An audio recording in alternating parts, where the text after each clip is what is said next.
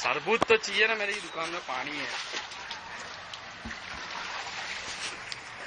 वाह जोधी बधु कॉम्प्यूटर बधु ज बगड़ी गયું ला।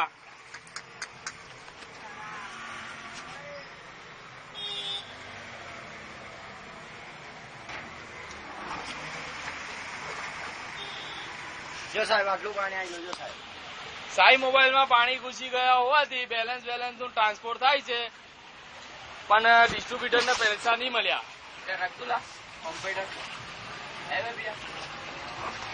अबे शांति रखना है, तेरे को तो बहुत वो है। तो ऐसी ऐसे पानी के अंदर दुकान खोलने की सूझी है, देखना बम्मूलों को।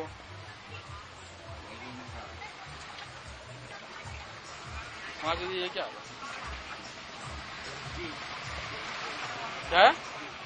है? वही वापस आ रहा है।